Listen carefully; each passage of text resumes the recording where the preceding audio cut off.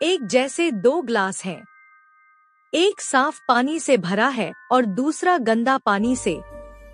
अब कोई व्यक्ति गंदे पानी से कीचड़ को अलग करना चाहता है तो वह कीचड़ को नीचे बैठने के लिए फिटकरी का उपयोग करता है। कुछ समय बाद मिट्टी कांच ग्लास में जम जाती है। व्यक्ति धीरे धीरे कीचड़ हटाता है और अब उसे साफ पानी मिलता है। यहाँ विचार करने के लिए कुछ बिंदु हैं। क्या पानी वास्तव में कीचड़ से प्रभावित था? नहीं, क्योंकि इसे कुछ प्रक्रिया से मिट्टी से अलग किया जा सकता है। हजारों वर्षों के बाद भी कीचड़ पानी के गुणों को नहीं बदल सकता।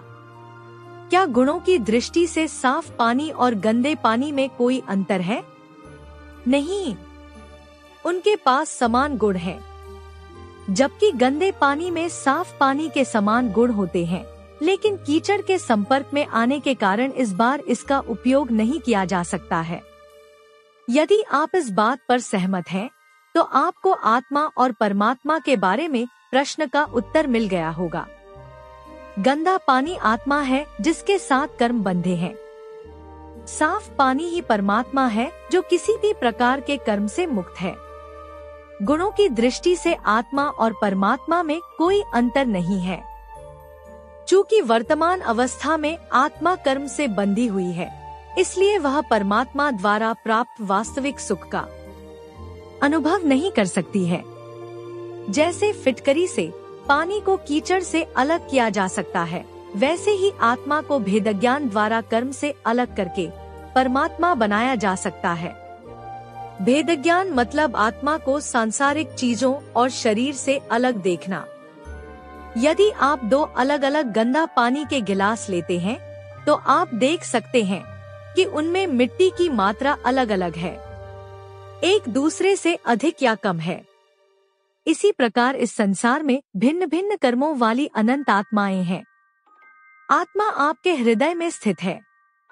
आप ये छोटी सी एक्सरसाइज कर सकते हैं। अपना हाथ छुओ और अपने आप से पूछो कि यह हाथ किसका है।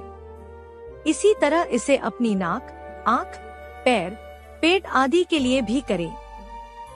अब शीशे में देखकर पूछें कि यह शरीर किसका है। आपको उत्तर मिलेगा, यह मेरा शरीर है। इस प्रकार आप यह समझ सकते हैं कि आप शरीर नहीं हैं।